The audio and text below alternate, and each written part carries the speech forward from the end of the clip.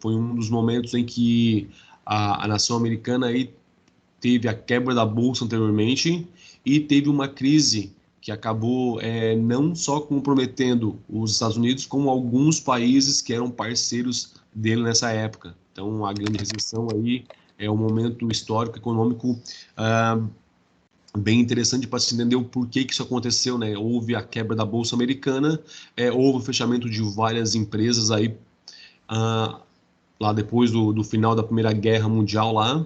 Daí temos a quebra da Bolsa em 23 e em 29 é a grande recessão, né?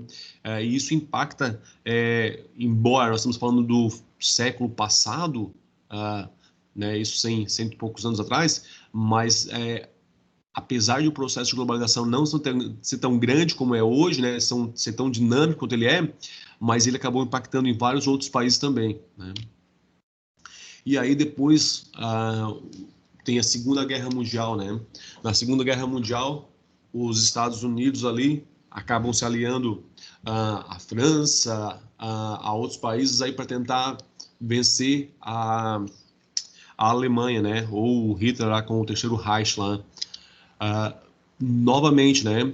Temos uma dificuldade, uma questão econômica envolvida aqui, mas, por incrível que pareça, esse momento aí foi importante para os Estados Unidos, né, como um todo ali, porque a partir dele, a ONU acabou criando uma convenção ali, e a gente tem uma unificação de países voltados a uma ideia geral do globo, né? Então, assim, ó, já começava a se pensar não mais apenas em nações, mas num contexto geral, o que que uma guerra significava para o mundo como um todo, né? Então, em 1954, em Chapel Hill, que é um local lá, tem um congresso chamado Bretton Woods, né? E lá acaba se criando algumas normas, regras aí, que acabam definindo a questão da geopolítica nacional, geopolítica mundial, tá? Então, uma delas foi justamente a criação da ideia de um órgão mundial que tivesse uma preocupação em que um país não declarasse guerra com o outro, que houvesse uma delimitação aí das fronteiras geográficas, porque digamos lá, a Segunda Guerra Mundial aconteceu justamente pela expansão territorial que a Alemanha queria, né? Invadiu a Áustria, invadiu outros países lá próximos dela e buscava aí dominar mais territórios. Então, foi pensando em criar uma unidade internacional aí de países para que houvesse uma preocupação, né? Peraí, ó, não é assim. Para acontecer uma guerra entre os países, realmente tem que ser algo muito sério, né? E não uma questão territorial. Então aí, né, no momento para evitar esses tipos de ameaça, foi se pensado nessa unificação. Foi também definido o dólar como uma moeda mundial aí, né, indexador de todas as economias aí. Então isso não aconteceu por acaso, né? Teve toda essa questão dessa conferência e lá a gente teve 44 ou 47 países unidos e foi uma coisa de comum acordo, né? Outra coisa, surgiu também nesse momento ali o FMI, né? Tanto o FMI quanto o BIRD são dois órgãos financeiros voltados à ideia da questão econômica. Então, o BIRD é voltado à questão de reconstrução do desenvolvimento pós-guerra, e o FMI é um fundo internacional monetário também para ajudar a países aí em desenvolvimento, né, ou subdesenvolvidos, como costumam dizer. Então, daí em 95, desculpa, um ano depois se cria a ONU, de fato, né, a Organização das Nações Unidas, que tem então esse intuito aí de estar, de certa forma, protegendo o nosso planeta como um todo aí de uh, possíveis guerras, né, ou pelo menos tentar amenizar isso, porque assim, ó, é uma coisa um país dizer que vai atacar o outro, é diferente quando, né, o outro país, talvez mais indefeso, digamos assim, ou com menos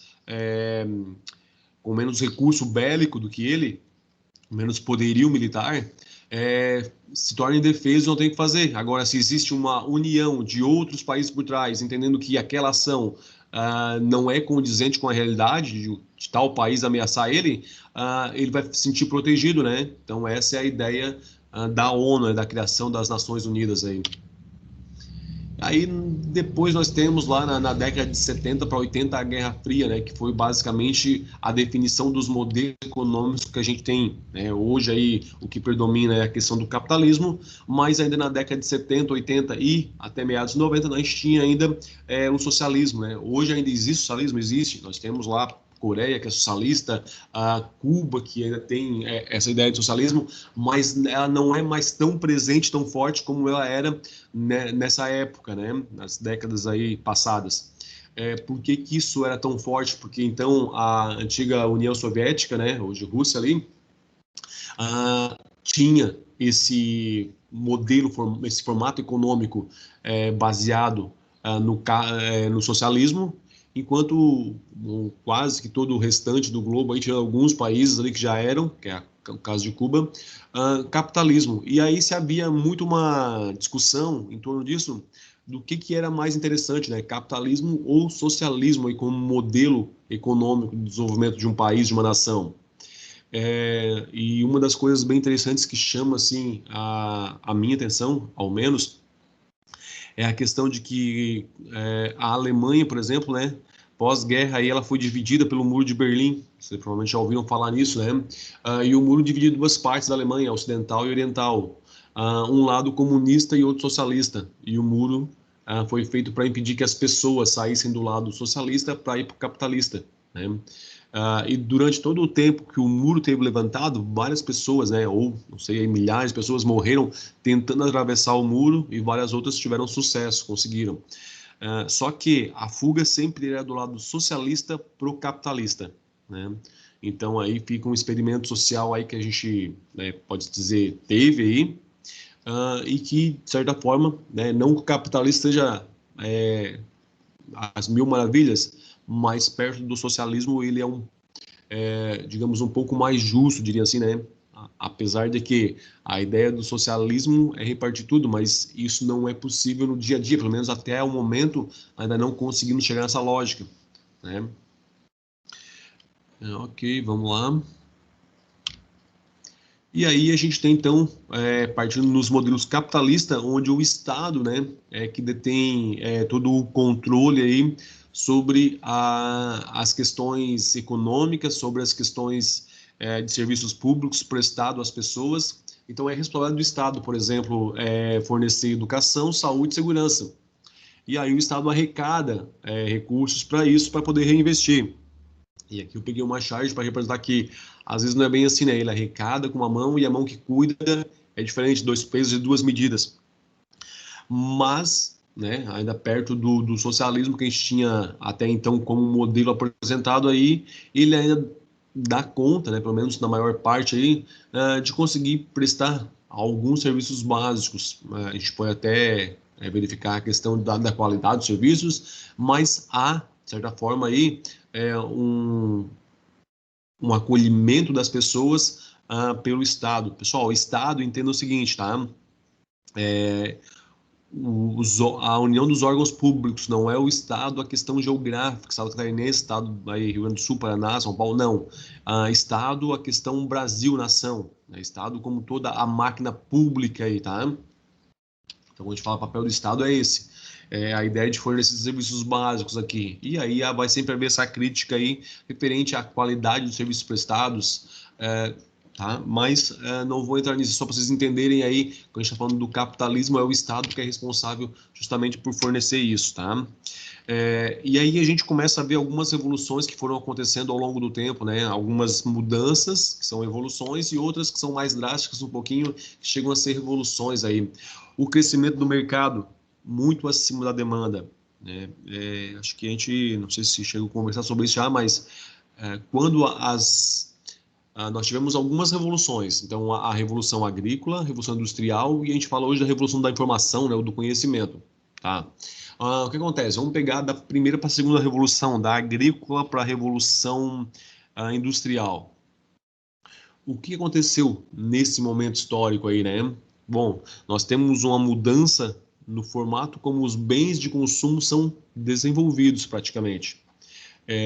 Antes era totalmente manual, né, onde nós tínhamos lá o artesão que fazia um produto, desenvolvia uma mesa com cadeira, com tudo lá, desde cortar a madeira, fazer o tratamento da madeira, o design da mesa, né, o desenho em si, tudo isso era feito aí por uma única pessoa até a comercialização, até a entrega e todo o processo aí, né, era feito por uma única pessoa. Com o avanço aí, né, da tecnologia e com a revolução nesse tipo de processamento aí, o que acontece, né? O nosso modo de produção acaba se sendo modificado por um sistema de produção em série, onde nós temos lá uma linha de produção que, em vez de um produto, né, consegue fazer vários no mesmo modelo, no mesmo formato, no mesmo padrão. Quando isso acontece, a gente começa a ter aí várias empresas produzindo grande quantidade de um item e colocando isso à disposição do mercado, né? Num primeiro momento, o mercado vai absorver isso, porque eram produtos até então não existiam. Mas depois de um certo momento em diante, a gente começa a chegar no momento que a gente fala de saturação de mercado, né? Ou seja, a maioria das pessoas já adquiriram esse bem, esse produto, e agora, como é que fica, né? Então aí, quando a gente tem o crescimento de mercado acima da demanda, a gente começa a ver que as empresas têm que pensar em designs diferentes, em produtos diferentes, em outras formas de agregar valor ao produto para fazer novas vendas. Tá? Então, nos avanços tecnológicos, né? Então, é uma outra coisa que vem sendo bastante discutida, o quanto esse avanço tecnológico contribui para a melhoria da vida do ser humano, né? Então, nós temos aí produtos que facilitam bastante a nossa vida, em contrapartida, né? Esse avanço tecnológico acaba impactando aí em produtos, digamos, ainda em bom estado de conservação e de uso, sendo descartado, né? E gerando lixo, gerando problemas ecológicos aí. Então, essa questão do avanço tecnológico também é uma variável que é discutida dentro do planejamento estratégico, só para entender o porquê a gente está abordando esses temas. A integração de mercados. Então, nós temos aí, já nas décadas anteriores, uma ideia de o início, digamos assim, de globalização, né? Algumas nações criaram aí unidades de livre comércio. Vocês lembram, se chegaram a ter contato com isso, mas aqui nós tínhamos o Mercosul, que era o Brasil, Paraguai, Uruguai, Argentina e outros países da América Latina que se uniram e criaram um grupo econômico, né, chamado Mercosul. Tem nos Estados Unidos, tem na América do Norte, se não estou enganado, é a ALCA, e na Europa tem a União Europeia, né? Então, assim, ó, eram blocos econômicos que eram criados por países na ideia de integralizar mercados, né? Ou seja, de criar integração entre eles. E aí se criavam taxas menores, algumas mudanças nas regras alfandegárias aí de importação e exportação, o chamado a ideia de livre comércio, né? Então, isso tudo aí já era digamos, não o início, porque a globalização já acontecia, né, lá no tempo das caravanas, lá onde tinha a busca de especiarias nas Índias Orientais e voltavam para vender isso Europa e América do Norte. Então, não é o início, mas é um avanço significativo nessa etapa de globalização, essa ideia de blocos econômicos aí que os países criaram, né, buscando integrar os mercados. Mudanças no perfil demográfico, né? Nós temos aí alterações devido às questões da guerra, às questões de mudança cultural, de modelos econômicos, tudo isso aí faz com que há uma mudança aí nesse formato aí demográfico do planeta em si. Novos hábitos de consumo, então hoje em dia nós consumimos aí de um jeito diferente que os nossos avós consumiam, por exemplo, né? Avós ou bisavós aí, talvez. Hoje nós compramos com dinheiro de plástico, que é o nosso cartão de crédito aí, e talvez já nem é mais de plástico, ele já é só virtual agora, né? A gente já gera um cartão virtual e faz a compra através lá, compra através da internet, então não necessita mais de loja física, consegue fazer importação de produtos de outros países, né? Uma pessoa consegue fazer isso hoje. Então, há uma mudança na forma como a gente acaba agindo ou consumindo produtos e os canais, né, através dos quais a gente acaba consumindo eles também. Há mudanças nesses formatos. Aumento do processo de globalização, né? E por último a gente tem isso, né? Então, se aquela ideia se a globalização começou lá com a ideia de busca de especiarias, com as caravanas, avançou aí alguns passos com a ideia da integração de mercados, tá? Ela realmente deslancha aí antes dos anos 2000 aí, com a ideia de que os países como um todo aí, né, no globo em geral, tirando a exceção de alguns, facilitam tanto a questão de deslocamento de pessoas, né? Porque antes era agora, claro que nós estamos no momento agora de pandemia, ele não é básico, porque ele é um ponto fora da curva, né? Não é o normal nosso. Mas antes disso, nós tínhamos uma facilidade um pouco maior de viajar para qualquer país aí. Claro que alguns deles são um pouco mais rigorosos com entrada, com visto, mas é bem mais tranquilo do que era, né, em décadas anteriores ou tempos passados aí, tá? Então, hoje é possível fazer isso no momento que tu vai lá e diz, não, vou passear ou estou indo para fazer tal coisa, o livre acesso é mais fácil. Ou mesmo vou a negócio e volto. O que há uma restrição maior de alguns países é com as pessoas que vão como imigrantes legais. Aí há uma barreira um pouco maior. Mas para a questão de passeio a negócios, é bem mais tranquilo, né? Houve de uma forma comum aí um agrupamento de ideias onde o foco era facilitar a vida das pessoas aí na questão de estarem transitando entre países aí, né? Tanto que alguns deles até aboliram a ideia de visto, né? Para alguns países não precisa mais nem visto aí, tá? Passaporte. Alguns, tá? A maioria ainda precisa, mas, como eu falei, já é uma coisa mais fácil aí. Outra coisa, a globalização foi as questões que a gente viu anteriormente que foram somando, né? A questão da tecnologia, o acesso à informação rápida e de qualquer ponto do mundo aí. Então, durante a Segunda Guerra Mundial lá, para ter uma informação do que aconteceu, demoraria talvez algumas semanas para chegar a uma revista com fotos, uma matéria dizendo como que aconteceu, o que aconteceu, como é que estava a evolução disso.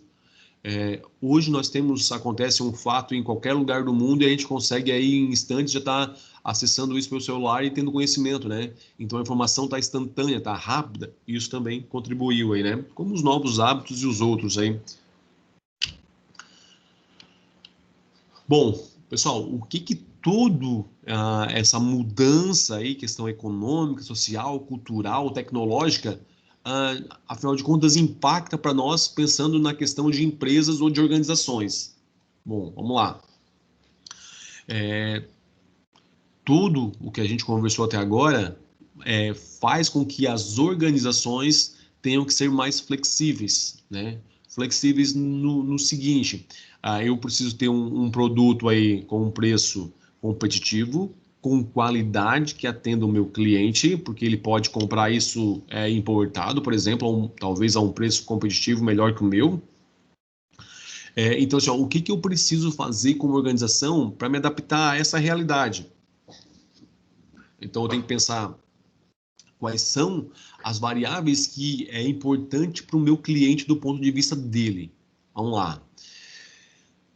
Preço, prazo, qualidade no produto, entrega, tudo isso aí são itens ou variáveis que ele vai levar em conta na hora de comprar.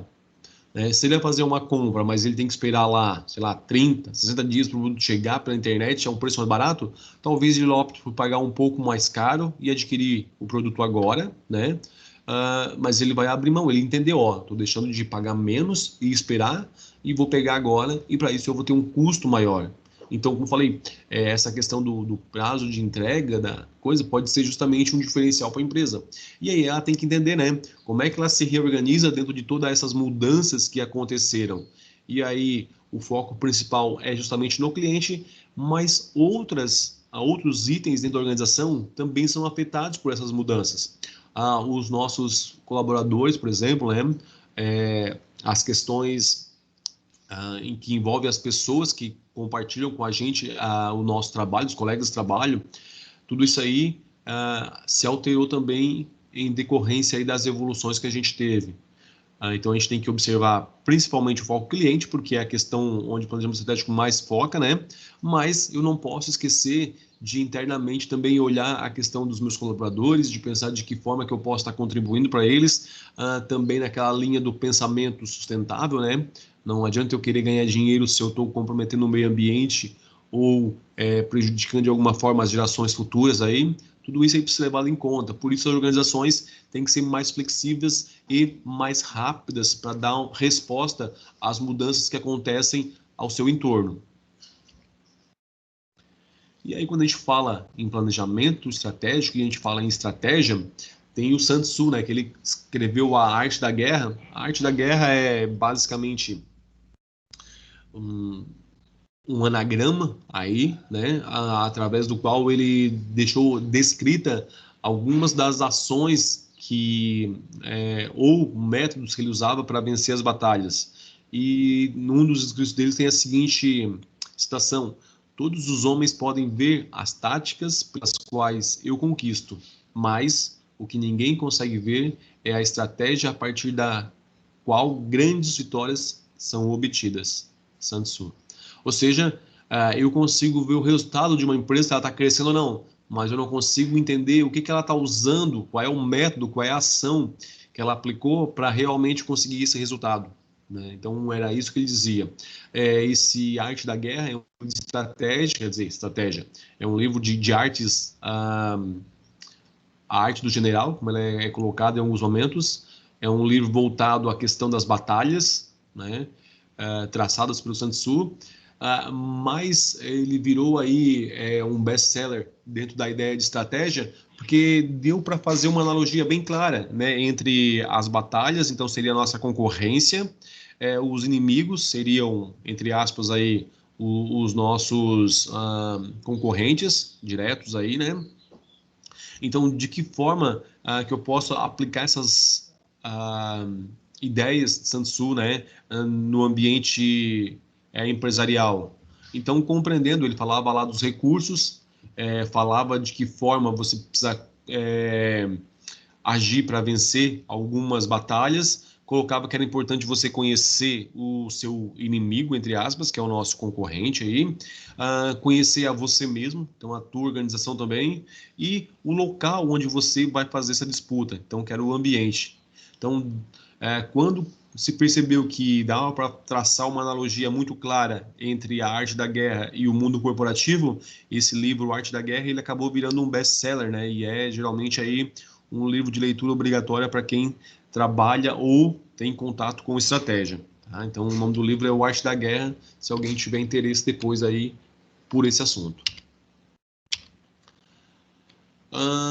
Pessoal, então assim, falando em estratégia, planejamento estratégico, gestão estratégica, a gente vai estar definindo o seguinte, né?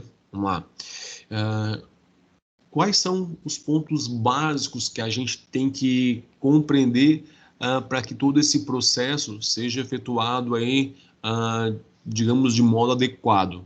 Então, o primeiro passo, né, é basicamente assim, eu entender o que eu sou como empresa. E aí a gente remete de novo ao Sun Tzu lá, né? Conhecer a si mesmo. E aí definir o que a gente quer ser no futuro próximo. Então, qual é o teu objetivo como empresa? O que você pretende como organização? Então, uma coisa é saber o que você é, né? A segunda é definir o que você quer ser. E aí, no meio desses dois itens, nós temos uma lacuna, que é assim, o que eu faço para chegar lá onde eu quero para alcançar o meu objetivo? O que eu preciso fazer? Que tipo de ação tem que ser tomada? Né, o que vai ser executado para que a gente dê conta de alcançar esse objetivo? Ou será que só a empresa pensar no que ela quer como objetivo já chega? Né? Se a gente quer alguma coisa, basta pensar? Não, se a gente não correr atrás e fazer as coisas acontecerem, os objetivos não vão ser alcançados. a mesma lógica é aplicada dentro de estratégia. Tá? Então, assim, ó, primeiro passo é saber o que a gente é, né, e o que a gente quer. Digamos lá, quais são os objetivos. E aí a gente pode ser, ó, vamos pensar, deixa eu ver se nós conseguimos um pouquinho de interação de novo ali. Vamos lá. Deixa eu ver se tem aqui, ok. Vamos lá. O que vocês hoje trabalham aí em organizações, provavelmente, né, em empresas, o que seria a ideia de uma visão futura para a empresa? Ver se a gente consegue uma interação.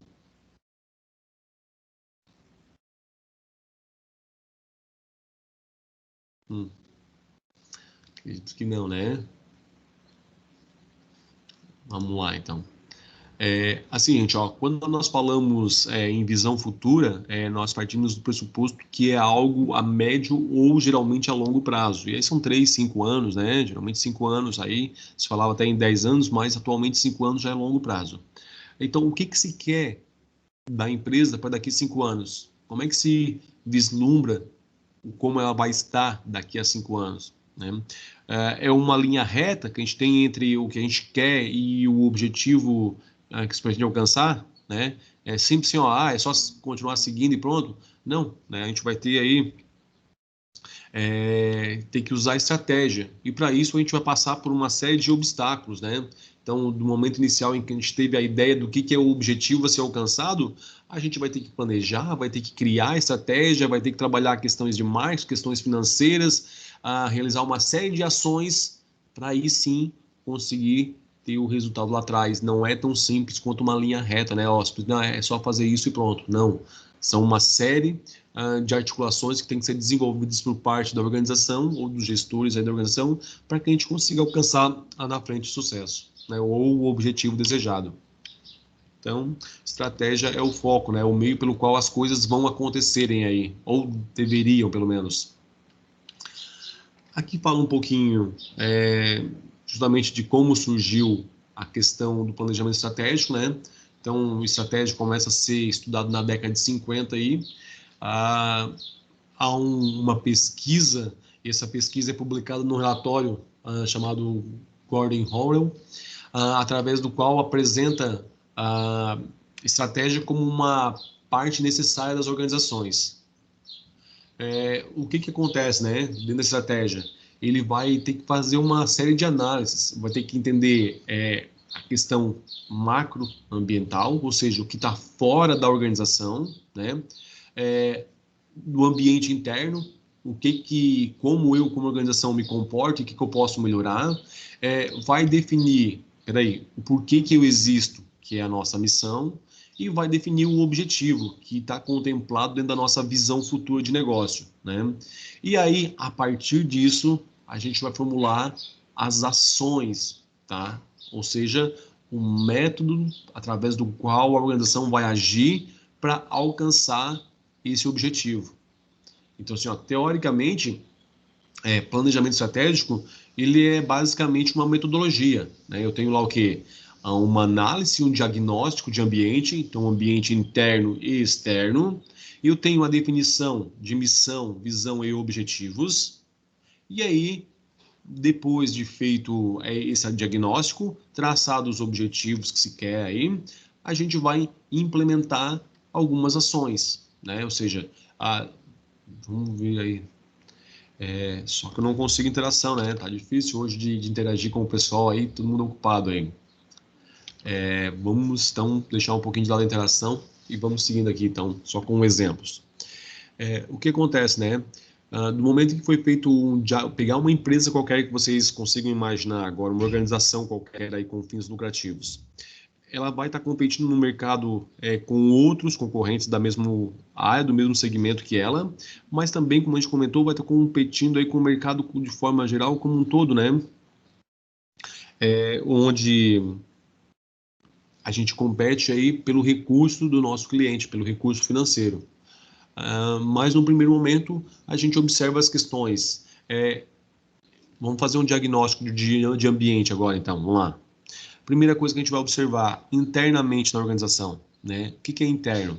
o que está sobre o controle da empresa, o que pode ser alterado, o que pode ser modificado, o que a empresa tem controle. E como é que a gente entende o que a empresa tem controle, né? Bom, são fatores ou variáveis internas e que ela pode estar modificando essas variáveis de acordo com o que ela considera importante e considera útil, né? Uma variável interna, por exemplo, que ela pode estar mexendo e que talvez seja mais fácil de se compreender é a questão do preço de venda, né? O preço de venda é uma variável aí interna, mas por que interna, né, professor? Por que não é externa, já que está competindo com outras empresas? Porque ela tem controle sobre esse preço de venda. E talvez vocês me digam assim, não, professor, mas espera aí, ela definiu o preço de venda dela com base nos outros concorrentes de mercado, então não é uma variável interna. Não, mesmo o mercado balizando essa questão do preço de venda, ou seja, eu posso fazer cálculos, eu posso aplicar lá metodologias para formar o preço de venda através de markup, através de metodologias talvez até mais simples aí, né? Ou cálculos mais básicos, mas numa última instância, se eu definir que o meu preço de venda é feito através de cálculos, considerando todos os custos, considerando as despesas que a empresa tem, considerando os impostos e a margem de lucro que eu quero, fica muito acima do que o mercado está trabalhando hoje com esse mesmo produto. E aí não adiantou muita coisa, né? No primeiro momento eu fazer esses cálculos se o mercado não comporta. Não. Então vamos lá. Primeiro, sim, os cálculos adiantaram. Você já sabe qual é o teu custo e sabe que se você vender pelo preço que o mercado está vendendo hoje, você não vai conseguir alcançar o lucro desejado. A pergunta é, de que forma a gente pode mexer em alguns dos itens aí na composição do produto para melhorar esse preço de venda? Então vamos lá. Então, assim, ó, o preço de venda terminado era para ser R$ 100, mas o mercado está vendendo a 80 esse mesmo produto aí. E aí, como é que faz? Né, ele vai ter que ajustar esse preço, porque se ele continuar vendendo a 100, ele vai ter muito menos chance de sucesso ou de vender em quantidade que o outro que está vendendo a 80, já que a gente está falando de produtos que têm a mesma composição e são, a princípio, aí idênticos, tá? Então, vamos lá. Se o mercado está vendendo a 80 e a gente tinha feito os cálculos e chegamos a 100, o que a gente pode fazer agora? A gente vai ter que mexer no nosso preço? Então, o que vai ser feito? Vai ser feito aí provavelmente um estudo na questão de custo para identificar por que nós estamos chegando a um custo tão alto do produto, já que provavelmente os nossos concorrentes também têm margem de lucro sobre o produto.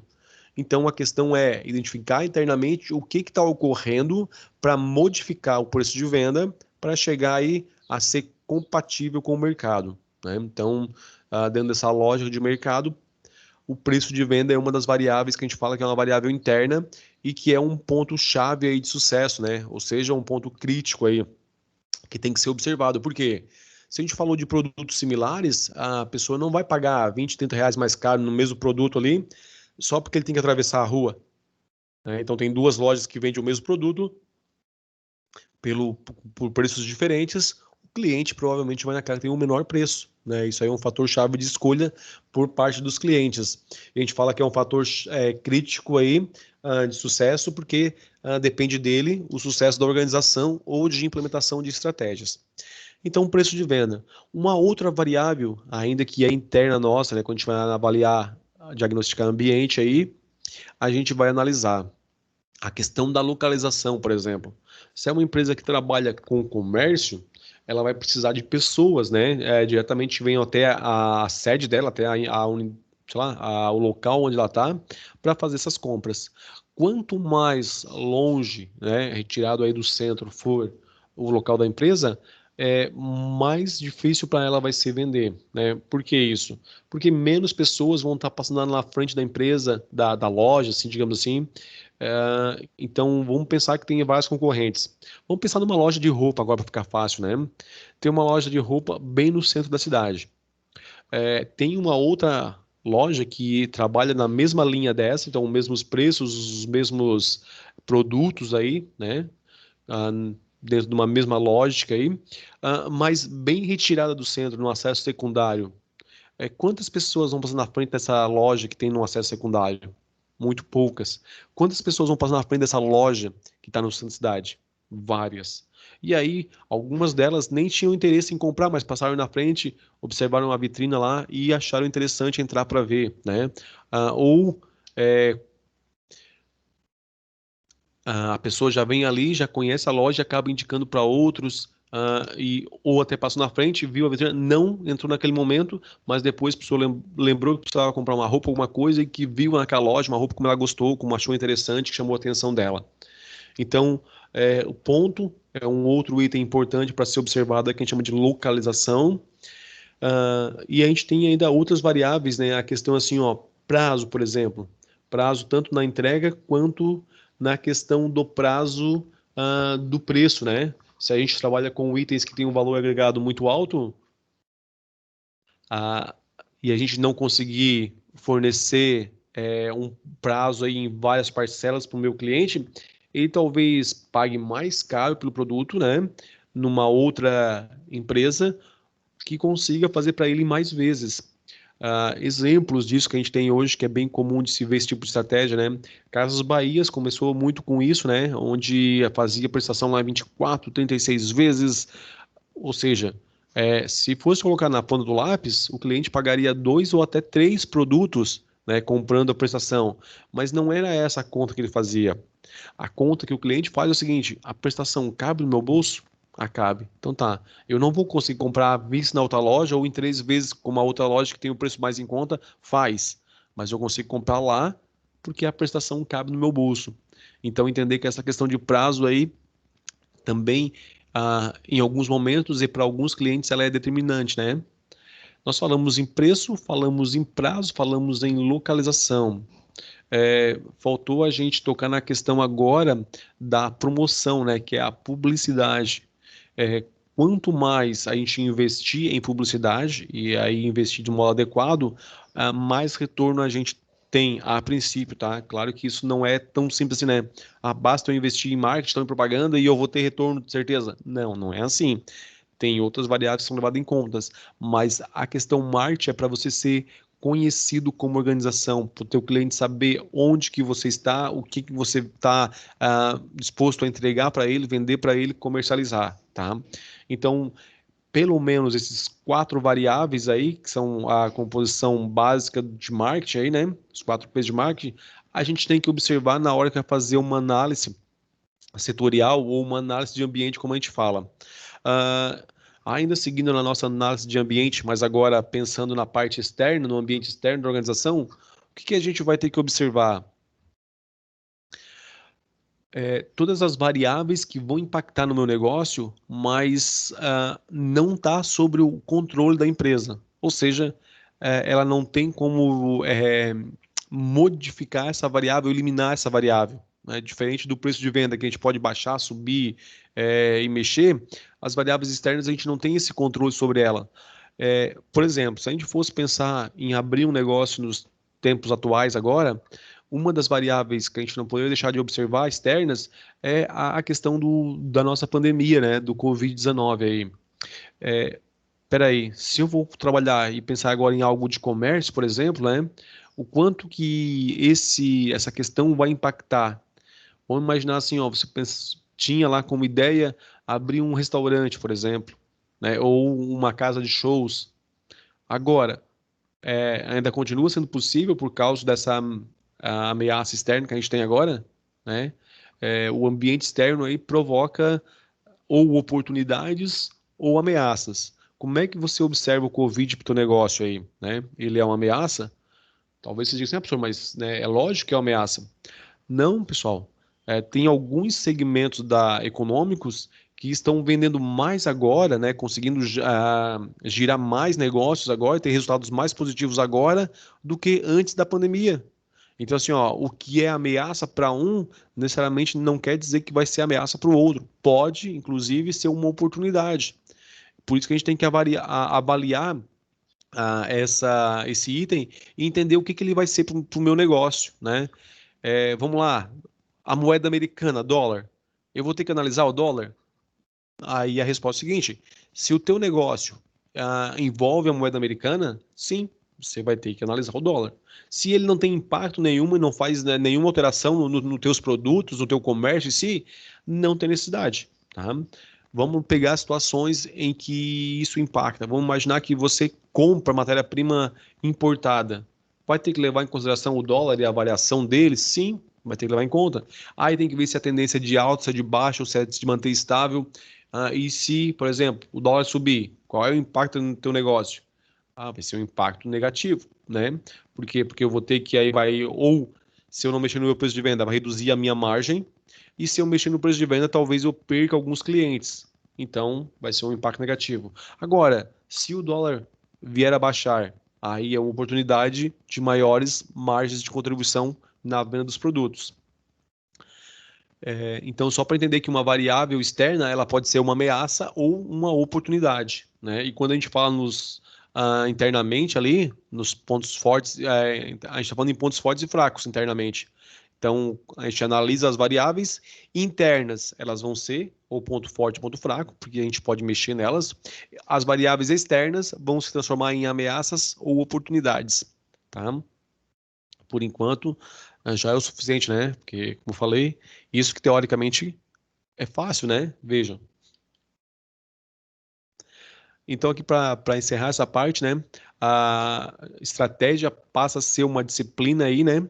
A partir desses estudos e da compreensão que ela é uma ciência aí, embora não seja uma ciência exata, mas é uma ciência da área de negócios, tá? E qual é o objetivo do planejamento estratégico, né? Pessoal, ah, assim, aplicar a estratégia, né, executar ela, no implementar a execução em si não é algo simples de se fazer.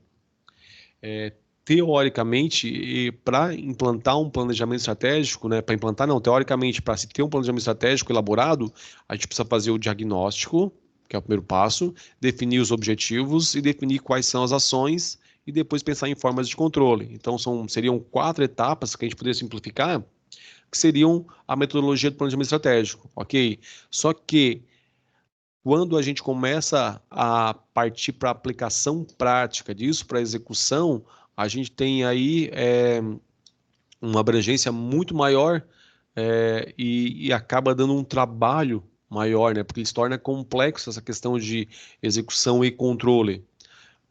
Mas nem por isso ele deixa de ser uma metodologia interessante e com resultados é, bem satisfatórios, tá? Principalmente quando aplicado de modo adequado. Os resultados são muito interessantes aí, porque basicamente ele vai definir quais são os rumos que a empresa vai ter que seguir para alcançar o objetivo que ela quer. E aí talvez a gente pense assim, né? Mas, professor, o objetivo da empresa não é lucro? Não vou dizer que não é um dos objetivos da empresa, né, de uma organização, ter lucro, mas se a gente tiver apenas esse pensamento de querer lucrar financeiramente, a gente vai perder muito em resultado, né, em possibilidades de melhorias e em avanços aí. Tanto que tem um estudo que mostra que empresas que disseram assim, não, a gente só quer lucro, né, o nosso objetivo é lucro, tem resultados muito menores do que outras organizações que disseram assim, ó, não, o nosso objetivo é ser a número 1 do mercado, ser a melhor, ser a referência na região. Por quê, né? Essas empresas não visam lucro, né? Visam também, mas só que o objetivo delas principal é como que ela faz para ser a melhor do mercado. Isso vai exigir que ela crie estratégias, que ela venda mais, que ela atenda melhor os seus clientes e, consequentemente, tenha mais lucros. E quando a gente foca assim, não, eu quero ganhar lucro, e a gente às vezes se foca muito no operacional, ou nem cria muitas estratégias, né, ações aí de marketing, nada, e acaba querendo apenas resultado financeiro. E aí ele até acontece, mas talvez não num grau como se gostaria. Vamos lá.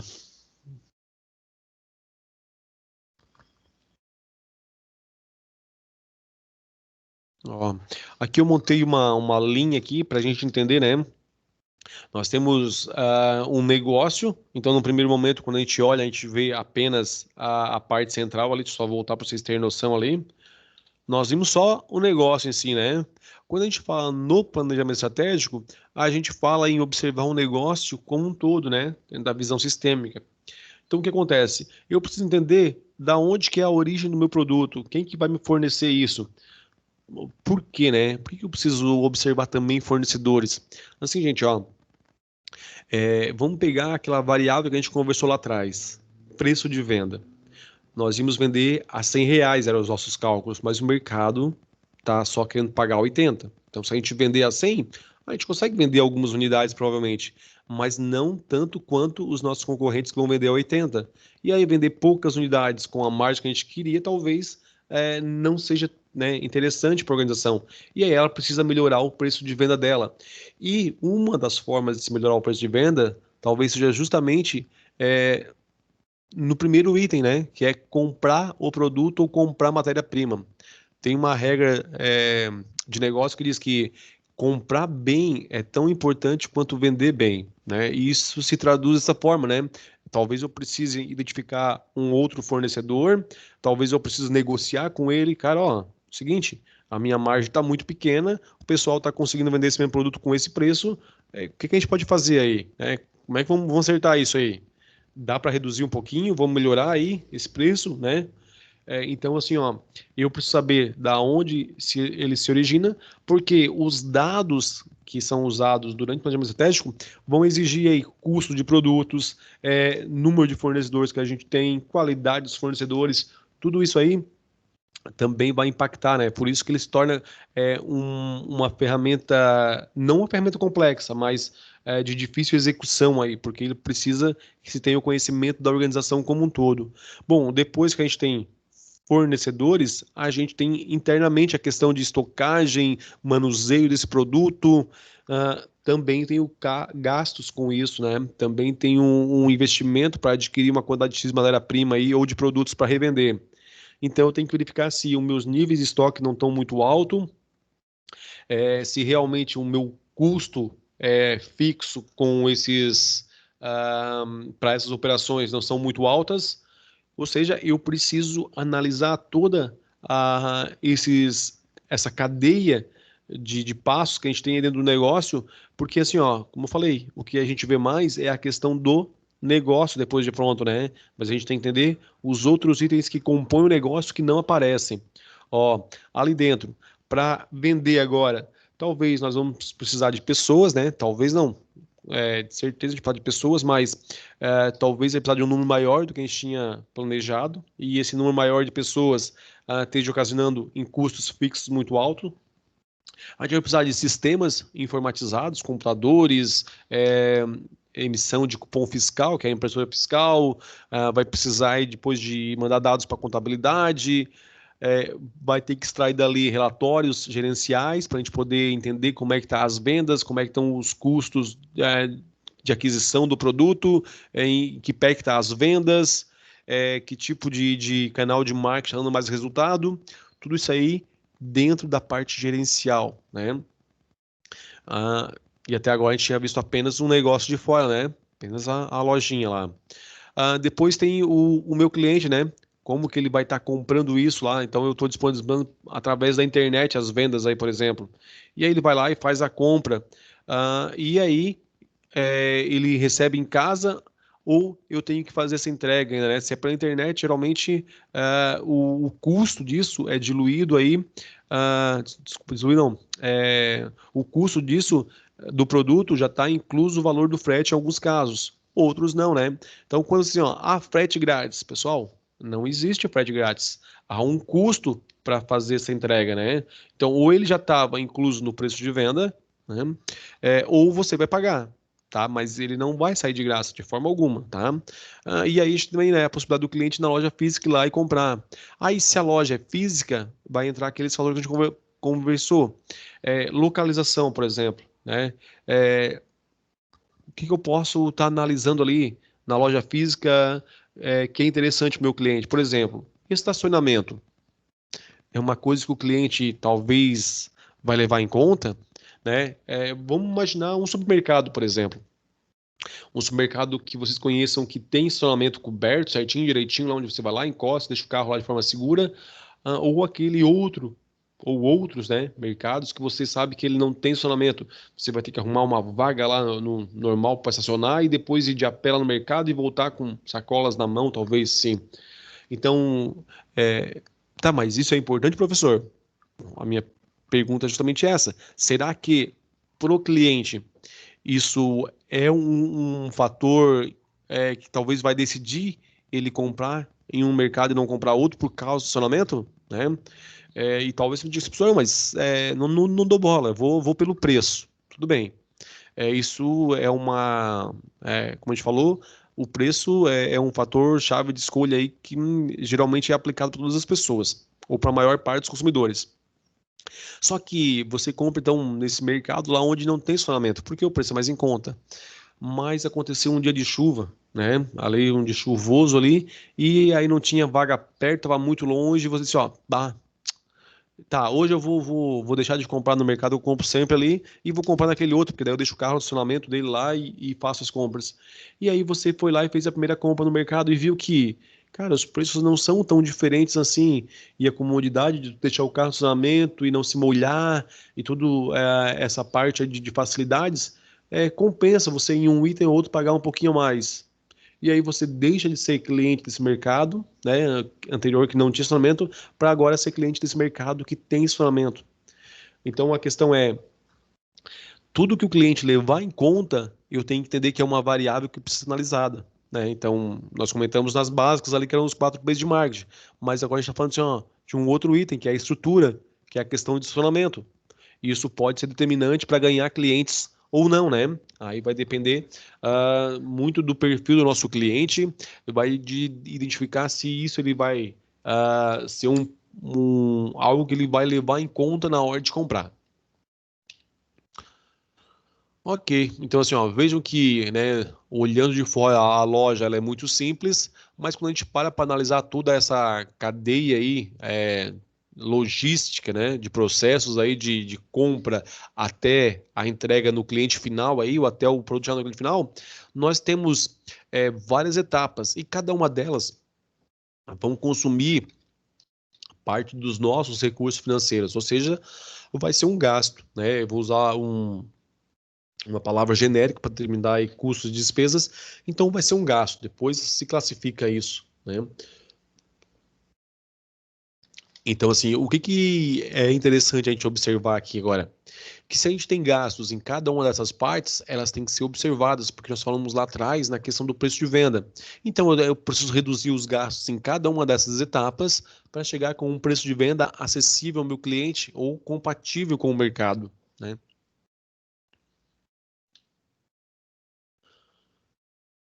Então, assim, é, quando nós falamos na questão de planejamento estratégico ou gestão estratégica de mercado, a gente pode estar focado mais nessa lógica agora competitiva aí. O primeiro passo é a questão de diagnósticos setoriais. E aí a gente fala ambiente interno e externo. Vamos pegar assim, ó, o que que tem no ambiente externo aí, né? Já que, ou qual é a importância de analisar o ambiente externo, se eu comentei lá para trás, anteriormente com vocês, que não tem muita coisa que a gente possa fazer, né? Ele vai ser uma ameaça ou uma oportunidade. Então, por que que eu vou gastar tempo analisando o ambiente externo se a gente não tem possibilidade de estar modificando esse ambiente, né? Já que ele está fora do nosso controle, está no ambiente externo, por que que é importante analisar ele? Né? Talvez a gente pense, ó, não, nem vale a pena eu analisar, porque eu não posso mexer nele. O professor já falou que a gente não tem controle sobre ele. Realmente, nós não temos controle sobre as variáveis externas, mas a gente conhecer elas vai possibilitar que a gente amenize os impactos que elas podem estar causando dentro da nossa organização, né? Então, assim, se a gente conhece, a gente está preparado para ela, mesmo que a gente não consiga, assim, não, mas não tem nada que eu possa fazer para amenizar o impacto que vai ter. O simples fato de você conhecer e saber que vai passar por essa dificuldade devido a essa ameaça já lhe proporciona maior chance de sucessos do que os concorrentes que não já tiveram a essa mudança ou a essa variável. Então, assim, mesmo que a gente não consiga criar nenhuma estratégia para amenizar a ameaça, que a ideia é essa, né? Identifiquei a ameaça, o que eu posso fazer para amenizar os impactos que ela vai ter na minha organização? A gente também pode avaliar a questão externa ali, uma variável externa, e observar que a gente pode aproveitar ela de alguma forma, vai ser uma oportunidade para nós. Então, se a gente não fizer essa análise, como é que a gente vai descobrir que havia uma oportunidade de mercado ou que há uma oportunidade para ser explorada e a gente não está explorando essa oportunidade? Então, conhecer o ambiente externo e ver o que ele proporciona para nós, ameaças ou oportunidades, é uma das formas da gente aí se preparar com o negócio e responder rapidamente a essas mudanças que ocorrem, né? Então, respondendo na forma de ações. Então, o que a gente pode fazer para isso? Vamos pegar aí algo que a gente possa avaliar nesse quesito variável externa, que pode ser tanto ameaça quanto oportunidade, né? Vamos ver. Vamos pegar empresas de plástico, por exemplo, né? Empresas de plástico, que a gente tem bastante aqui na nossa região, é um polo aí nessa produção no segmento polímeros aí, que entra plástico e derivados aí. Então, vamos pegar o segmento plástico para fazer uma análise. Se eu tenho uma empresa nesse ramo, né, de polímeros, de plástico, seja qual for o subsetor dela ali ou a área de atuação mais específica, vamos pensar de modo geral numa empresa de plástico aí. O que acontece? Há um tempo atrás, os governos dos estados de Rio e São Paulo acabaram criando algumas medidas lá para o estado deles, que proibiam o uso de sacola plástica nos estabelecimentos comerciais. Então, o mercado não poderia mais ter sacolinha plástica né, na padaria, nem em outros lugares lá. As nossas empresas daqui têm esses dois estados, Rio e São Paulo, como duas regiões que consomem bastante da produção delas. Quase que né, uma boa parte da sua produção vai para lá. Quando esses dois estados lançam essa norma, essa lei aí, é uma norma que vale só para o estado deles, mas que impacta na nossa empresa aqui. Por quê? Porque agora eu não vou mais poder vender sacolas. Não é que eu não posso vender, até posso, mas se os mercados não vão usar, a venda vai cair drasticamente. E aí, o que eu vou fazer com a minha produção agora, né? Eu posso achar outros estados para vender? Sim, é uma das possibilidades. Então, se você está atento e acompanhou isso, né? Tá vendo o que está acontecendo externamente no seu negócio, você já sabe, estão discutindo isso há um bom tempo, tem tudo para isso entrar em vigor e ficar funcionando por tempo determinado. Então, o que eu posso fazer para me preparar para isso como empresa agora, já que é uma ameaça externa, né? É uma variável externa e nesse caso é uma ameaça. Bom, vamos lá. Algumas ações que foram já, né, que eu comentei ali. Primeiro, pensar em vender para outros mercados. Ok, outros mercados outros estados, tá, gente? Dentro dessa lógica, nós estamos trabalhando uma ação para amenizar essa situação que aconteceu ou que pode vir a acontecer. Mas isso está só amenizando, mas a gente pode pensar, talvez, em transformar essa ameaça em oportunidade. Mas como assim, professor? Bom, vamos fazer uma analogia, né? Ou vamos fazer um breve estudo aqui rápido aqui, né? O seguinte, vocês vão lá no mercado hoje, fazem compras, né? E saem com um monte de sacolinha e vão embora.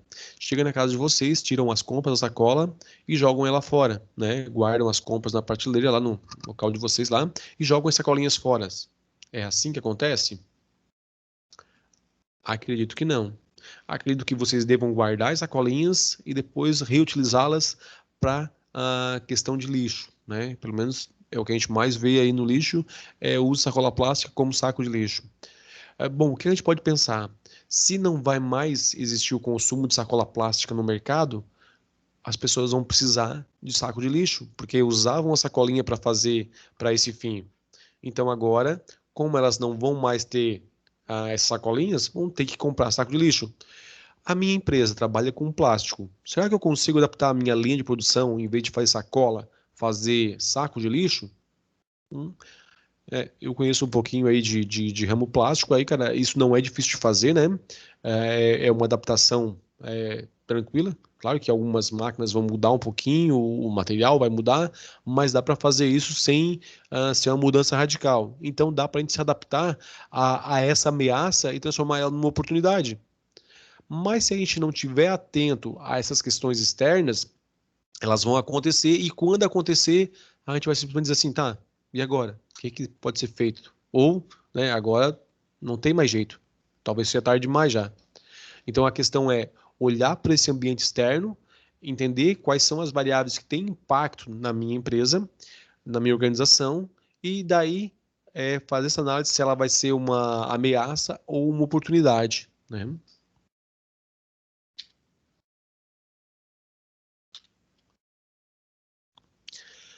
As fases do planejamento estratégico, né? Num primeiro momento, quando se transformou estratégia em uma disciplina, o foco dela era basicamente o seguinte: a questão de analisar como resultado a premissa financeira, né? Ou seja, o grande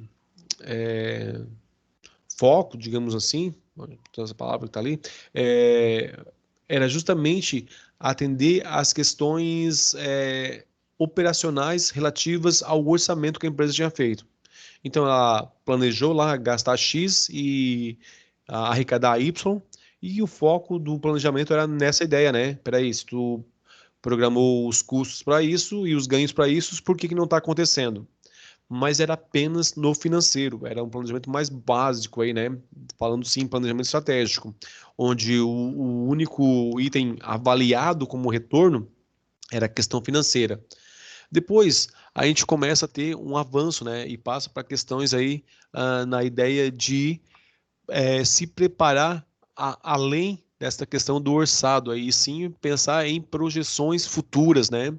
E aí a gente fala em análise ambiental, em questões de como é que eu vou alocar os meus recursos para ter os retornos desejados, e a gente já começa a passar para um segunda etapa ou segunda fase aí. A terceira é aquela onde a gente começa a olhar para fora. Porque assim, ó, quando a gente está focado apenas internamente nas questões operacionais, aquelas quais a gente tem controle aí, que seriam pontos fortes ou fracos, a gente não está sendo estratégico, né? Necessariamente a gente não está observando o nosso entorno. E daqui a pouco estava tudo certo lá dentro, lá o teu preço de venda estava ajustado com o mercado, todos os procedimentos internos, o mercado estava ok, mas aconteceu uma mudança lá fora que não foi percebida e isso fez com que a empresa tivesse que fechar as portas aí ou passasse por dificuldades, né, sérias dificuldades. Então a questão é olhar para o ambiente externo e entender, né, de que forma isso vai contribuir ou pode estar aí prejudicando o nosso negócio. Tá? Aí a gente começa a pensar estrategicamente, porque a gente não está olhando só para dentro. E por último, a ideia do planejamento ou administração estratégica é a questão de entendendo o ambiente externo, né? O que que eu preciso fazer para para ser melhor, para superar, para conseguir aí vantagem competitiva, né? E o que que seria uma vantagem competitiva? Ou seja, é algo que eu tenho além dos meus concorrentes, né? É o que faz com que os clientes venham comprar na minha empresa e não no do concorrente, tá? E a gente agrega tudo que a gente comentou, né? Ter todas as variáveis internas aí, ou a maioria delas como ponto forte, é, ter essa visão de mercado e saber de que forma eu posso ter resultados superiores aos meus concorrentes, pensando não só internamente, mas em toda essa conjuntura econômica e social que está, no qual o negócio está inserido. Então, essa seria a ideia de visualizar administração ou planejamento estratégico, né? Basicamente olhando para fora e criando ações aí que me possibilitem vantagens competitivas. Bom, estratégia, ela vem lá do grego, né? E basicamente era a arte do general. Então isso explica porque a arte da guerra lá realmente se transformou num best-seller, tem uma relação bastante grande aí. E eu vou pegar aqui um desses vários conceitos, o do Oliveira, né? Que ele diz assim, ó, que estratégia é o caminho, a maneira ou ação formulada e adequada para alcançar, preferencialmente de maneira diferenciada, os objetivos estabelecidos pela empresa. Afinal de contas, o que seria isso, né? Então ele está dizendo que a estratégia nada mais é do que o caminho. E o caminho, ele se define pelo o que a gente faz, né? Ou como a gente faz as coisas. Então é a ação. E tudo isso pensado em alcançar um objetivo, né? Daí ele fala assim, ó, preferencialmente de maneira diferenciada, ou seja, a gente fala em diferenciação competitiva, né? Eu estou competindo com outros no mesmo segmento, mas eu tenho uma diferenciação. O que é diferenciação? Bom, pode ser a qualidade do teu produto, e aí pode ser a mais variada essa qualidade, né? Por exemplo, se a gente vai falando em alimentos, pode ser o sabor desse alimento, pode ser um item diferenciado, tá? Pode ser o preço de venda, embora geralmente o preço de venda é uma coisa muito fácil de alguém, é, de um concorrente teu, tá repetindo isso, né? Então, assim, ó, é muito fácil de você baixar o preço e teu concorrente baixar também. Então, isso é uma coisa simples de fazer. Nem sempre isso vai ser a melhor forma, mas é algo bem, digamos, prático, né? E tranquilo de fazer. Você tem uma loja e vende um produto por X, né? O teu cliente vende por um preço mais baixo um pouco. Você vai lá e abaixa o seu preço também. Às vezes nem fez muitas contas, né? De se quanto vai ficar a tua margem, se isso vai dar ou não. Mas você vai lá e baixa também. Ou seja, é algo fácil de ser imitado, né? Essa redução de preço aí. A questão, claro, que depois tem que ver a estrutura de custo e outros aí, mas é uma coisa fácil de ser imitada, temporariamente pelo menos.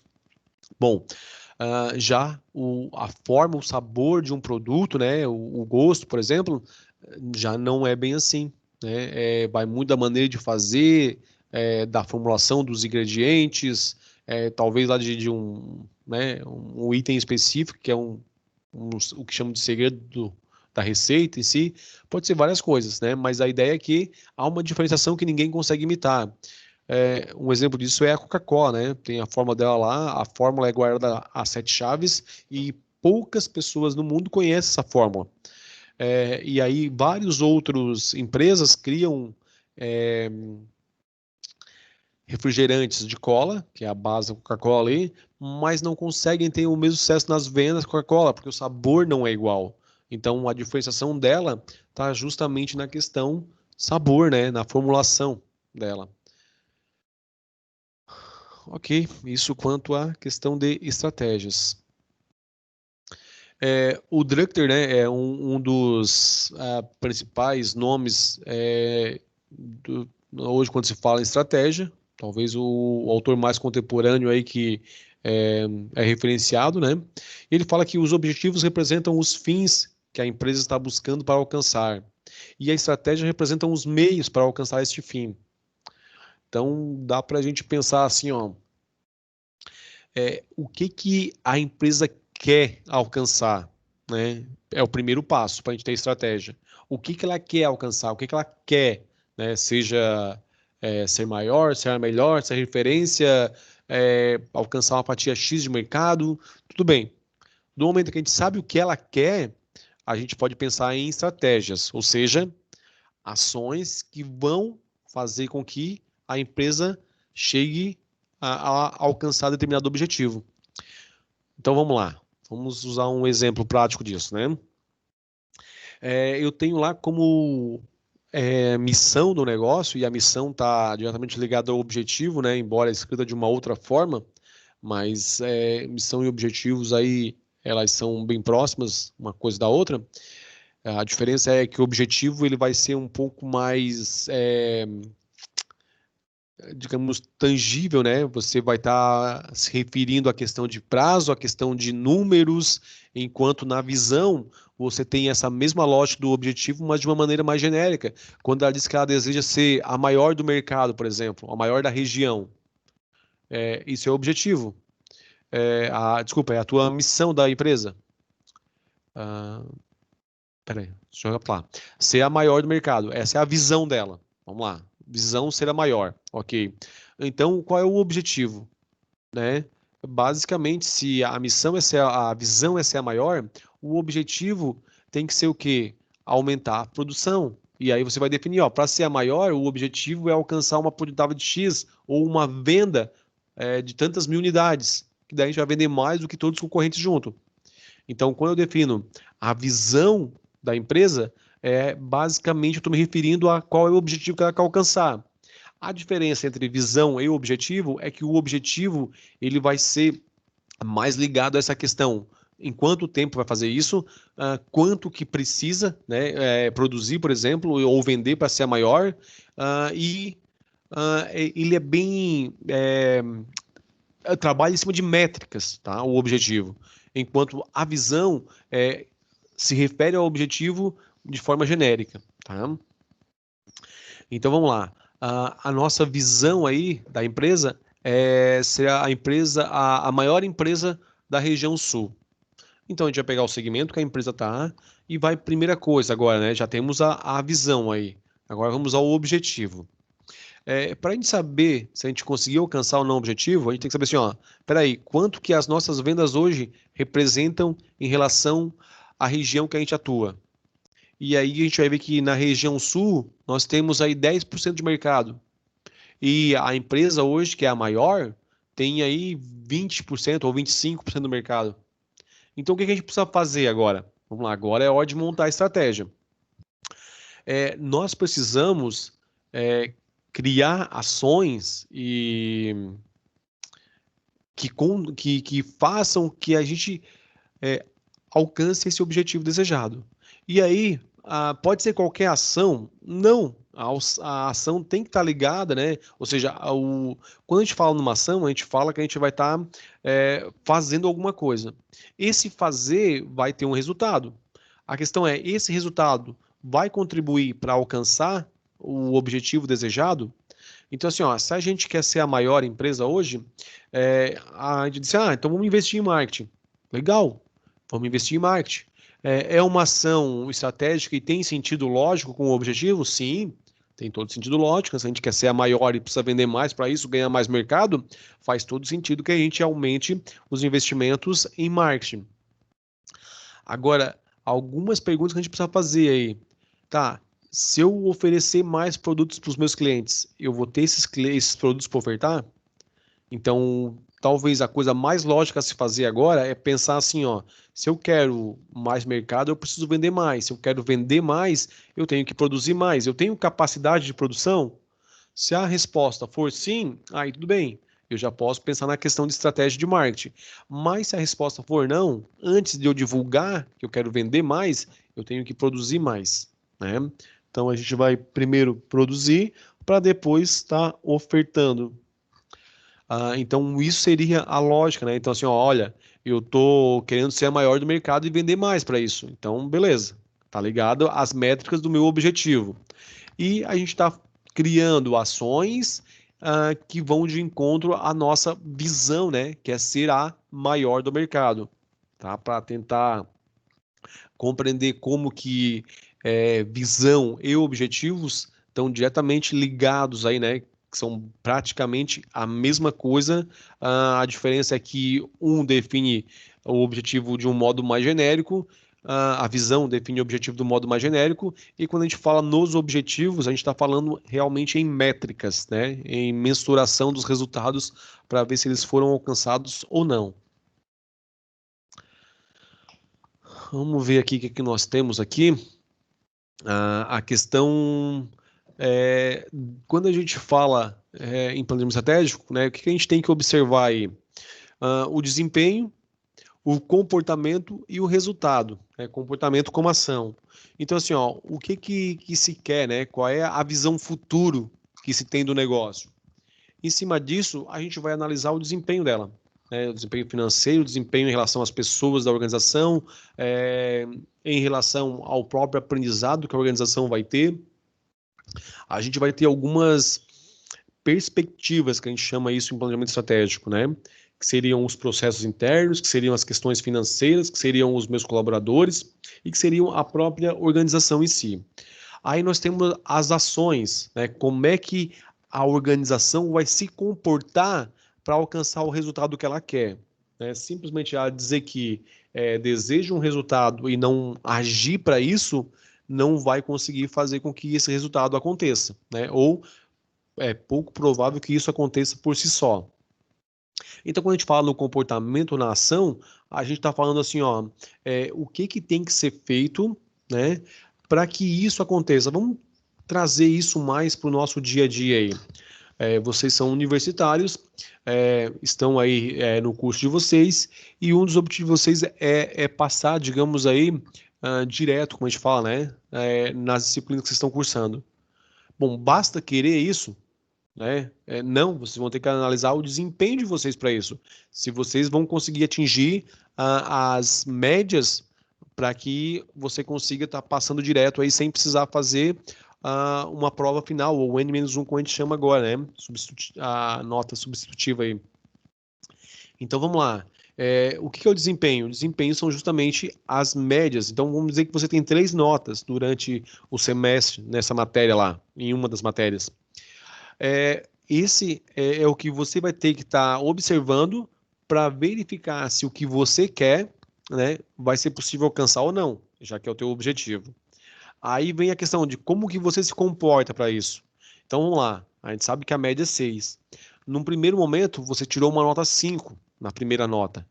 E aí, qual vai ser a tua ação agora? Qual vai ser o teu comportamento? Não, tirei 5, beleza, vamos seguindo e pronto, não tô nem aí, nem olhou a nota às vezes, né? Nem se preocupou com isso. Chegou a segunda nota e você tirou agora um 4. Opa, o negócio complicou ainda mais, né? Talvez agora, para passar direto, seja muito complicado, né? Então, assim, ó, vejam que se a gente não estiver acompanhando o desempenho, fica muito difícil a gente criar alguma ação para mudar o rumo das coisas e alcançar o que a gente quer. Mas vamos dizer que, vamos mudar o nosso contexto agora. Vamos dizer que na primeira nota você tirou o 5 lá, né? Foi comentado. E aí você disse, opa, peraí, não, se eu tirar 5 de novo na outra, já vai ficar complicado, ou se tirar nota menor, mais complicado ainda. O que que você faz? Você começa a se dedicar mais, começa a focar mais nos estudos, e a segunda avaliação você já tira lá um 8, por exemplo. Opa, já continuamos seguindo porque o negócio agora está caminhando. O 5 com 8 já sobrou lá um ponto para outra nota. Quer dizer que lá na terceira nota, um 5 já é o suficiente para alcançar o objetivo que a gente quer. Mas, como você se empenhou na segunda nota, continua se empenhando também para a terceira e tira uma nota, né, até acima dessa que precisava. Ou seja, o resultado foi alcançado devido ao seu comportamento, às ações que você fez, né? Então, assim, ó, é você que determina o resultado. Nas organizações, de certa forma, também é a própria organização que determina o resultado dela. Só que muitas vezes se tem a percepção de que é assim, ó, abre-se um negócio e deixa a coisa acontecer, correr, vamos ver como é que vai, né? E aí a gente tem como resultado disso um alto índice de falência das organizações, das empresas, né? Por quê? Porque imaginam que basta abrir um negócio e deixar seguir, né? Vamos seguindo o rumo das coisas, vamos seguir o fluxo e vamos torcer para tudo dar certo. Não dá, gente, para ser assim. Nós temos que entender que a gente precisa traçar um resultado e precisa criar ações, correr atrás para que esse resultado aconteça de fato, né? Isso não pode ser só um simples acaso do mercado ou deixar isso simplesmente pela questão sorte, né? Nós precisamos realmente fazer as coisas acontecerem, tá, gente? Aqui um pouquinho sobre a questão do uso dos tempos, né? Como é que os gestores, como é que os empreendedores usam o seu tempo dentro das organizações aí pensando em estratégia, tá, gente? Deixa eu passar para a parte mais visual um pouquinho aqui. Ó, Dá para a gente simplificar aqui nos gráficos, né? Então, em relação a 100% da nossa pesquisa que foi feita aí, nós temos ali que a preocupação com o futuro ele está ligada aí até 40% dos casos observados. Ou seja, a gente sabe que 60% dos pesquisados não tem essa preocupação com a visão futura compartilhada, com o futuro, com a estratégia em si. 40%, né, então, costumam a olhar para fora da organização, ou seja, pensar estrategicamente. Lembram lá atrás que estratégia é a gente observar o ambiente externo também? Desses 40%, nós temos aí, vamos lá, 100%, 40% são estratégicos e 60% não, né, ficam apenas olhando internamente a questão operacional. E isso é explicado porque muitas vezes o operacional consome quase todo o tempo necessário da pessoa que está fazendo a gestão do negócio lá. E aí não sobra tempo para olhar para fora e pensar no futuro da organização. Por isso que as coisas vão acontecendo e simplesmente vai se seguindo aí, né, vai se tocando o barco. E ainda tem lá um item de 3 a 5% que fazem alguns cálculos grosseiros referente a indicativos e outros números aí, né?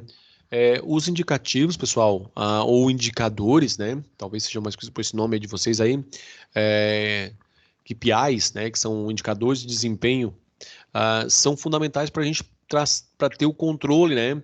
Então, se você definiu alguns objetivos, se você não fizer o controle, como no caso é o acompanhamento da média, que a gente comentou lá atrás, do semestre, a gente não sabe se está indo bem ou não como organização. Então, a lógica dentro da estratégia é ter o acompanhamento e o controle para verificar se as coisas estão saindo de acordo com o que foi planejado ou não.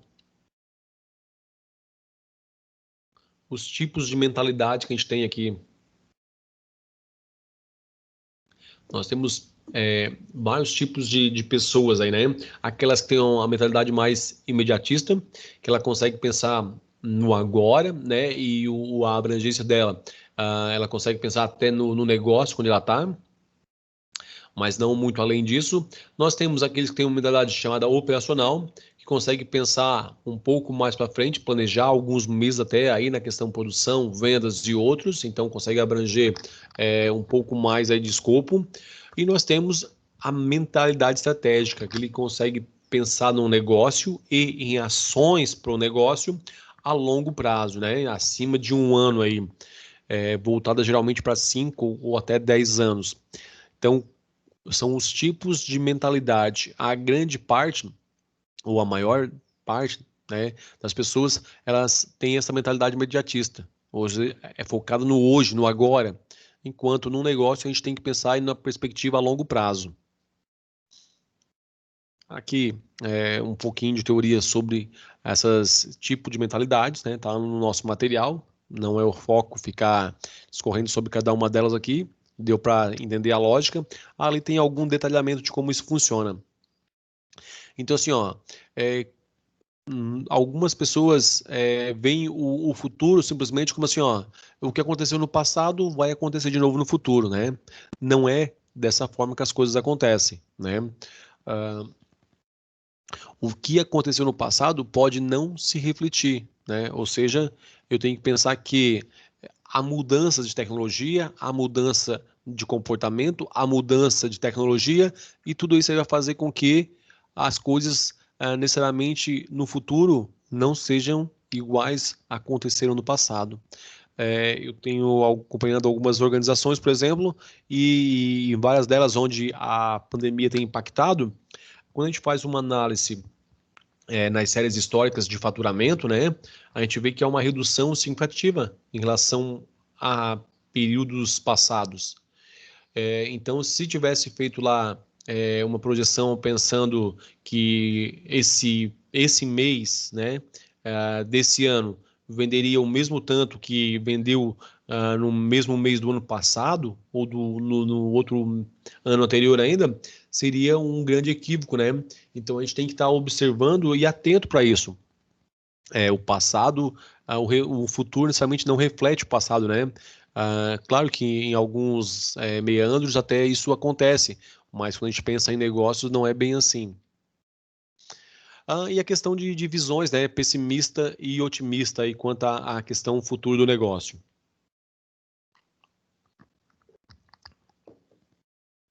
O que acontece aqui, né? Pessoal, um dos grandes feitos dentro do planejamento estratégico é a questão de a gente conseguir aí criar cenários futuros para diagnóstico, né? E aí, quando a gente fala em criar cenários futuros, é justamente isso, ó. Eu não posso simplesmente pensar que o futuro vai ser uma extrapolação, né, do que está acontecendo agora ou do que aconteceu no passado. Eu tenho que pensar que há várias mudanças aí e que ele pode e vai acontecer provavelmente de forma diferente. E aí vai aquele caso, né? Quando a gente faz simplesmente essa lógica de extrapolar o que aconteceu num período passado para o próximo agora, a gente está dentro dessa lógica aí, né?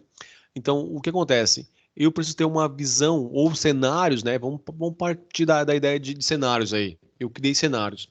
O que acontece? Eu peguei um negócio lá, projeção dele, com base nas vendas e nos custos que ele apresenta, e verifiquei, olha, dentro de uma visão aí do negócio, né? Pensando que a gente vai ter os mesmos resultados aí,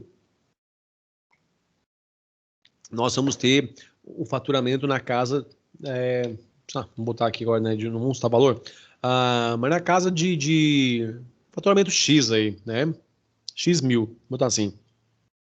Ok, mas e se as coisas realmente encaminharem, que a economia estava indo bem, o negócio também tinha uma taxa de crescimento aí de 6, 7% ao ano, vamos colocar esses indexadores aí, né, de avanço da economia, de taxa de crescimento, tanto do negócio quanto do macro setor onde ele está.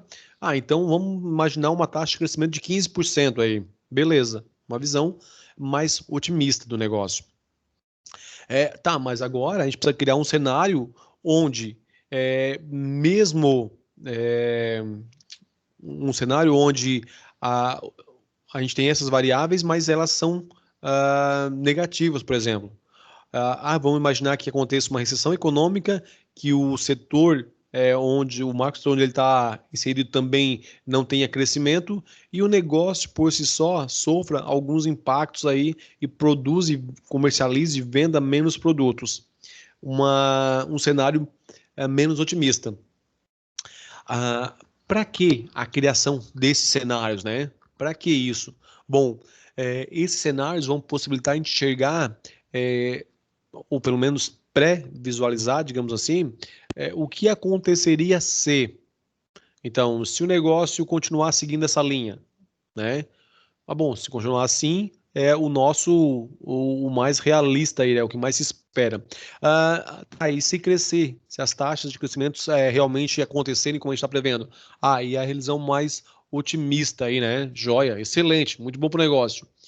E agora, se o pior cenário acontecer, a empresa consegue se manter, ela está preparada para isso? Quanto tempo ela consegue manter ou se manter nessa situação do cenário mais pessimista?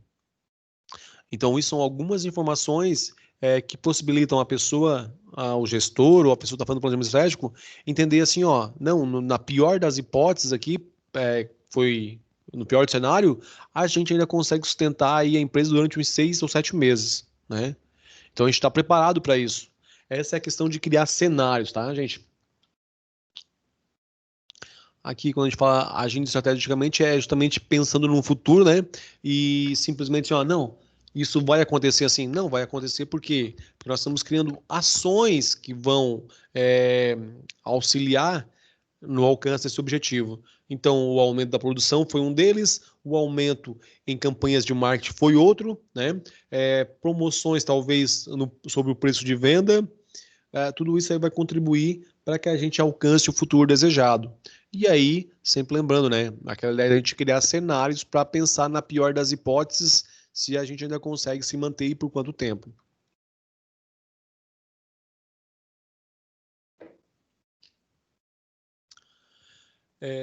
Vamos falar um pouquinho aqui sobre a história da Coca-Cola, mas não da história, porque a história a gente até já conversou numa outra aula anterior, aí numa outra disciplina. Então, vocês já sabem, né, a origem da Coca-Cola. Eu quero falar um pouquinho sobre a parte estratégica dela, né? Vamos lá, só para vocês relembrarem, né? O Pemberton aqui foi o cara que criou a fórmula, né? Um farmacêutico lá. Depois acabou vendendo essa fórmula, passou para frente aí, porque no primeiro ano ele não teve lucro. Ele faturou US$ 50 e gastou R$ 73,90 para vender o refrigerante Coca-Cola, o produto dele. Ah, em 1888, aí nós temos aí o Asa, que é acaba assumindo aí, né, comprando a fórmula e assumindo como presidente a Coca-Cola, e aí ele começa a focar mais na questão de transformar a Coca-Cola em um produto que seja lembrado pelas pessoas. Ele trabalha a parte estratégica aqui.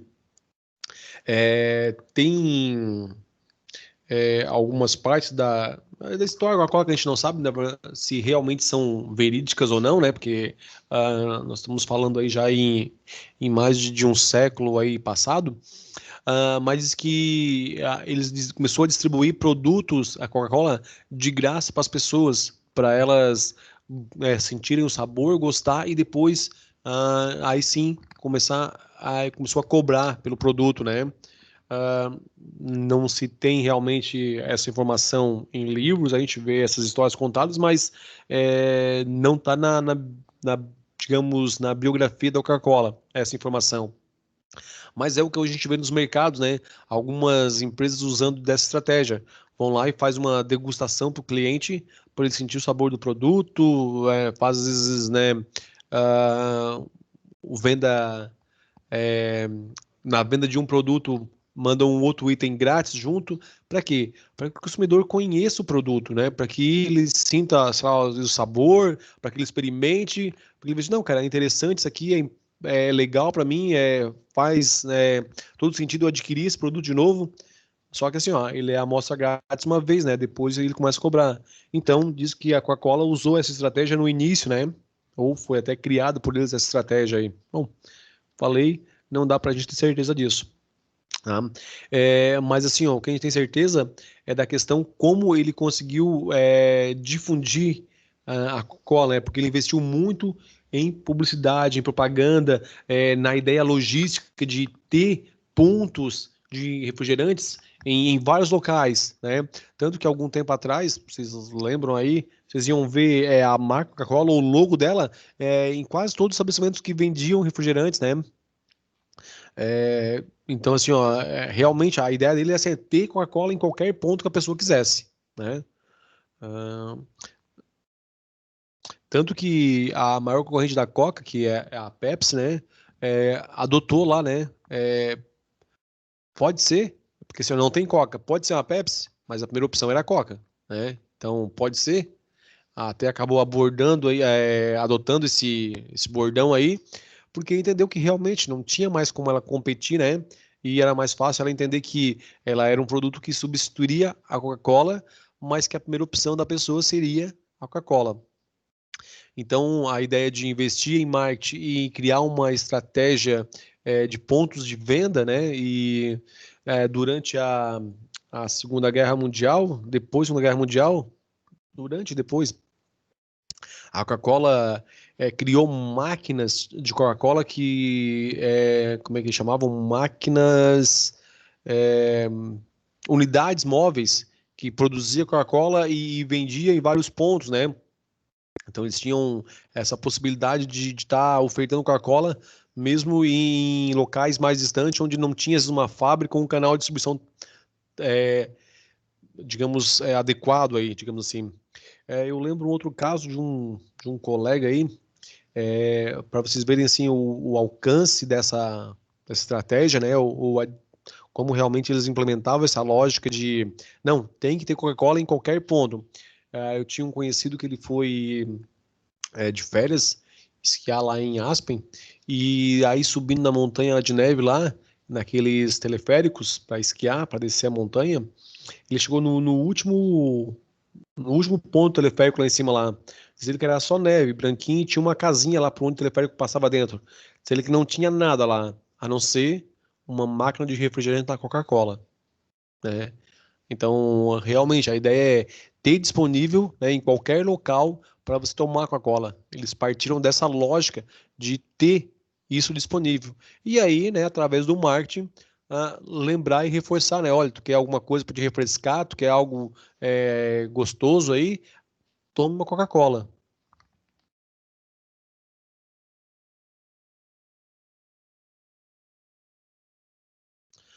Desafios para a estratégia.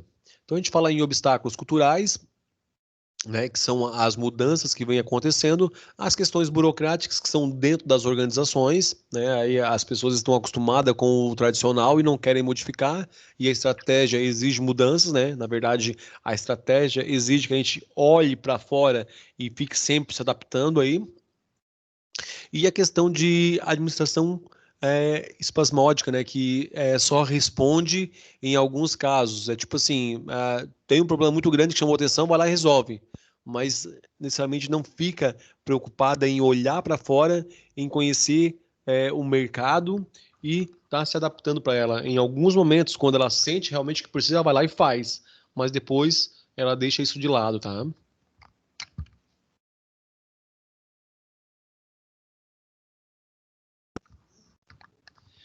Estrutura de poder e políticas, né? Como é que isso acontece, gente? O que que é o poder, né? O poder é a capacidade de tomar decisões dentro das organizações.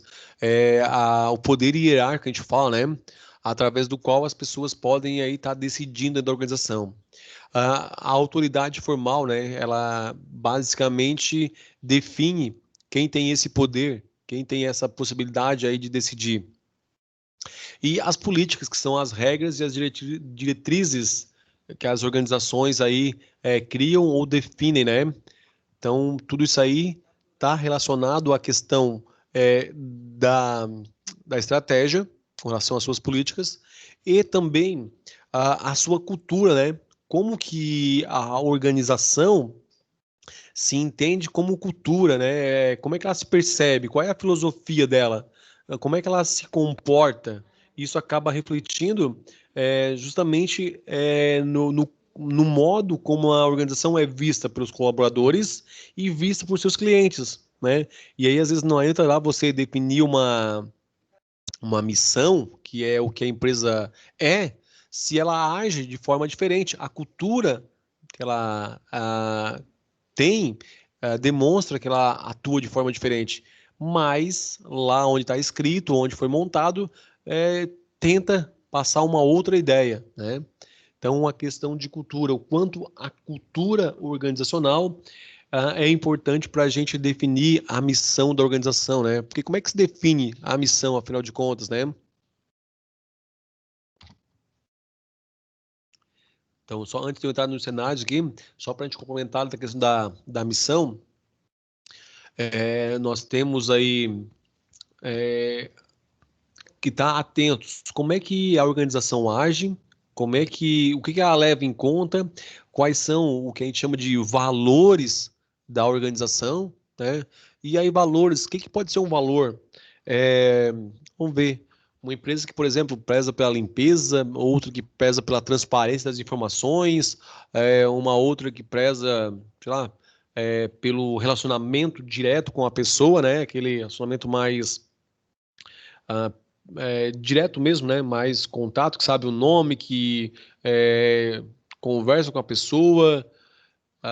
Tudo isso aí são valores que são o que vão contribuir para formar a cultura da organização. E isso tem que ser apresentado, refletido na missão da organização, né? Se a gente só simplesmente colocar no papel lá algo que a gente imaginou que seria o correto para a missão da empresa, sem levar em consideração esses valores, a gente está fazendo isso de modo inadequado, né? O interessante é que a gente observe toda essa lógica aí de como que a empresa age, qual é a cultura dela, quais são os valores que ela ah, tem hoje e que ela pretende manter, né? Então, isso é definido lá na nossa missão, tá? A análise de cenários, a gente já comentou um pouquinho, né? Então, ali de criar cenários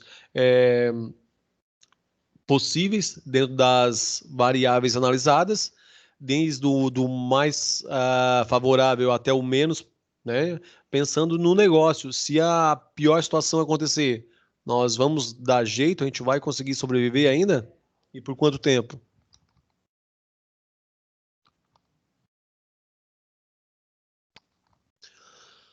Pessoal, chegamos a uma parte aqui que, né, vou precisar da interação de vocês, que é a ideia de aplicar um pouquinho do que a gente conversou até agora. Então, assim, ó, vamos lá, situação. Você é um dos sócios desse negócio. O faturamento anual, com base nos últimos 5 anos, gira em torno de R$ 120 mil. Observando os conceitos que a gente conversou sobre o planejamento estratégico, o desafio é apresentar ações estratégicas que deem conta de alcançar o objetivo proposto. O objetivo é dobrar o valor do faturamento anual, entretanto, sem alterar radicalmente as atividades operacionais ou mesmo o ramo de atividade, né? A lógica agora é o que pode ser feito, tá? O que você pode propor de ações aí para a confeitaria fazer, já que a confeitaria é sua, né? Você é sócio, pensando em alcançar esse objetivo. Aí vamos fazer assim, ó. Eu vou deixar essa atividade para vocês fazerem e vou deixar mais uma aqui para que a gente já tenha 2 atividades. Daí a gente consegue, depois na volta, tá conversando. Vamos fazer o seguinte, ó. Vamos lá. Vamos pensar de diferente aqui. 10 horas, nós vamos dar um tempinho aqui e vamos nos organizar para fazer essa atividade. Então eu vou deixar ela escrita aqui como a gente combinou. Aí vocês têm um tempinho para estar desenvolvendo. E depois a gente volta para complementar. Deixa eu só deixar isso por escrito para vocês aqui, para vocês poderem estar lendo também, se alguém... Não, só um pouquinho aqui, deixa eu voltar para trás, gente, aqui, para deixar ele escrito para vocês.